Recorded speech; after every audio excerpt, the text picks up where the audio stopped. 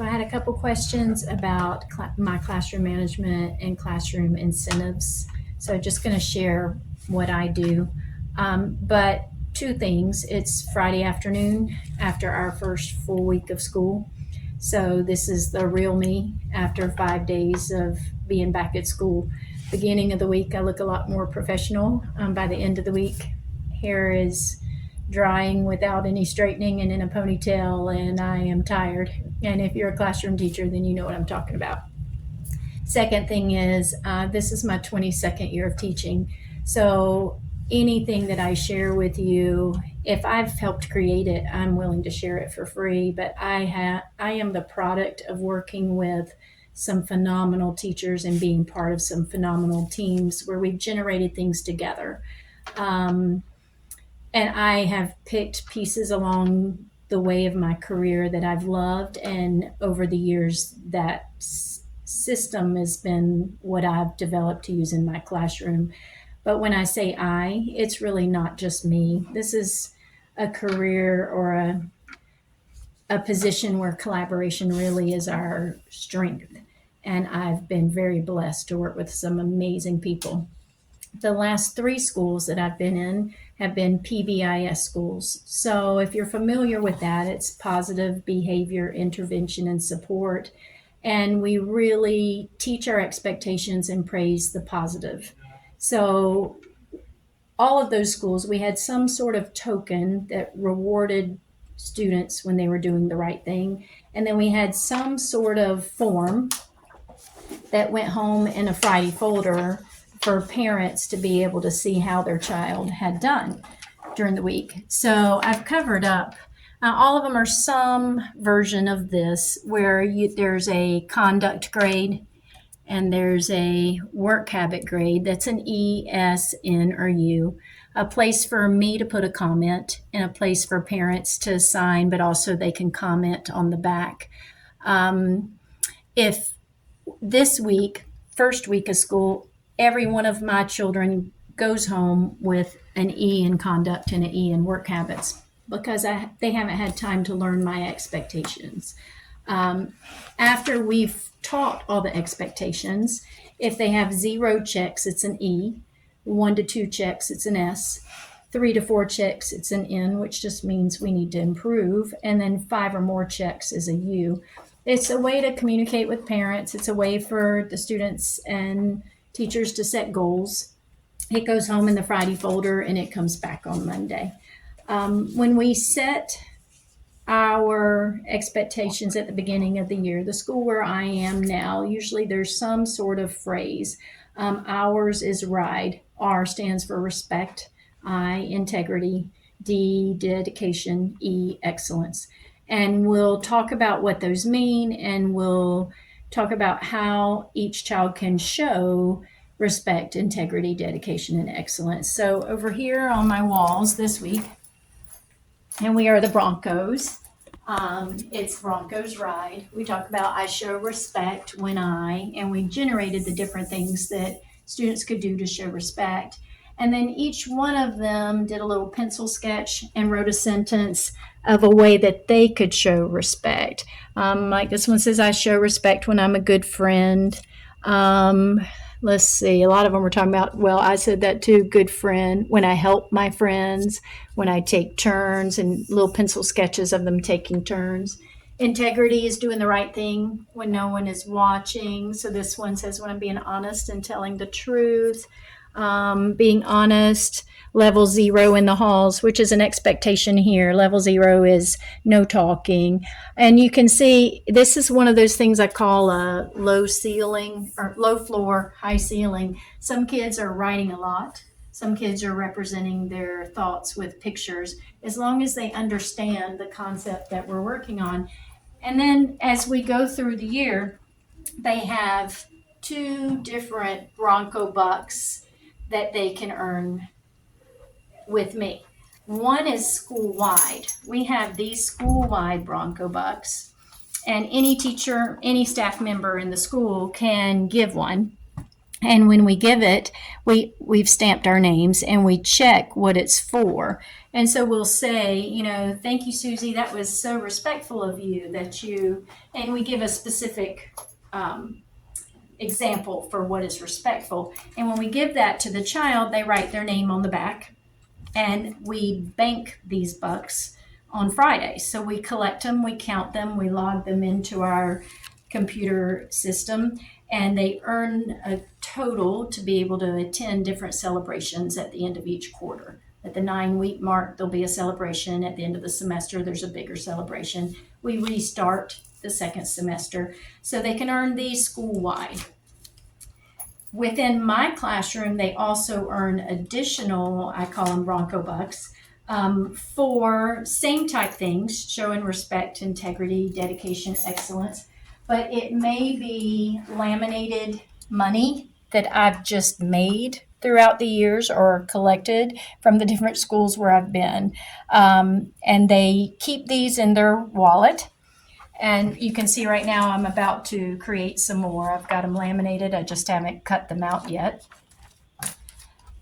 They also, if they do something as a whole group, like maybe they all come to the carpet and they're ready to work, I can reward all of them simultaneously through Class Dojo, which I think I've mentioned before. We don't use Class Dojo as a district, as a communication tool, but I use it as a whole class management, because if little Susie comes down to the carpet super quick and is ready, I can hit ding and she adds a number, and that translates into Bronco Bucks.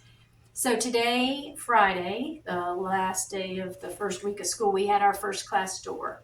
Is it exhausting? Absolutely. But it's critical that these kids get the positive reinforcement and the opportunity to spend their money.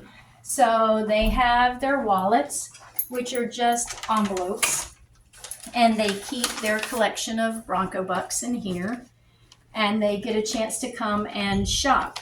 Now, I had last year a student who saved his Bronco Bucks, and these right here, I turn into class money, and then I turn these into the school, and there's a drawing that happens for school-wide for kids who turn these Bronco Bucks. So these Bronco Bucks, the Dojo Bronco Bucks, all of it translates into class money that they can spend within my classroom. A lot of times I will ask for donations of gently used items, like anything you'd find at a garage sale. Stuffed animals are a big hit. I've had kids shop for their family's birthdays. My mom cleared out a closet and we had things like picture frames and scarves. My husband's a big Falcon fan, so we had some Falcon things. My boys love those. Or Dollar Tree. Sometimes I'll have parents that'll send in boxes of, candy or, individually wrapped candy. So today we spread everything out on the table and the kids got to spend their Bronco Bucks. Some chose to spend it all. Some chose to save it. Some did a combination of both. Last year I had a kiddo who saved until May. And in May he had almost 1,000 Bronco Bucks. And at the last store he just spent it all and had a great time and left with a large garbage bag full of different things he was quite happy with. So management-wise, everything it's said as a positive. Thank you for doing so-and-so. Thank you for helping Susie clean up her pencil box. Now, the third way they can earn Bronco Bucks, besides these from teachers and this way, is they can apply for a job. I think I've talked about that a little bit in a different video. So we have the job applications, and today we had our first job interviews. So these stacks of applications are all children that turned in applications for a job that they chose that they would like to have in the classroom, and they were interviewed. So they came and sat with me. I shook their hand. We greeted each other.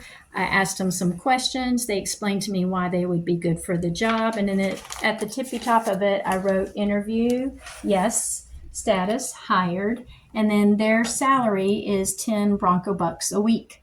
So those kiddos who have jobs, and today I hired somebody who is in charge of organizing our tech bags. I hired 3 librarians to help keep the books in order. I hired one child who's in charge of carrying our red emergency bag everywhere we go. And one child is in charge of organizing our magnets. And another one is in charge of wiping the desk down at the end of the day with baby wipes. Now that's a huge job. So hopefully somebody else saw him do it today and they will interview and get hired. When I do the dojo, I'm ready to pay.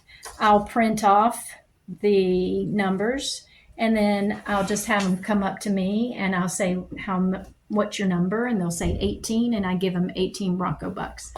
Today we worked on trading our ones for our fives and that's where I stopped. Next week we'll work on trading our ones for our fives and our fives for our tens, and then we'll start trading our tens for the 20s or our fives for the 20s.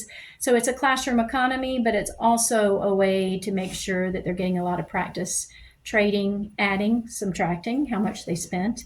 So integrating math, and usually it's a pretty exciting time. I do a random who gets to shop. If everybody's had a great week, there's lots of random name generators, but I put a random wheel generator, type in their names and hit it so that they know it's fair and I'm not playing favorites. If you have an N or a U in your Friday folder, you're not allowed to shop, but hopefully you will be able to next time.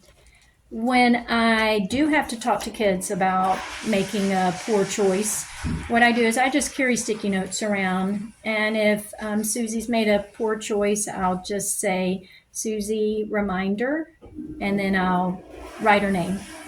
The second time I have to talk to her, I'll say, Susie, that's a warning, and I'll put a little tally.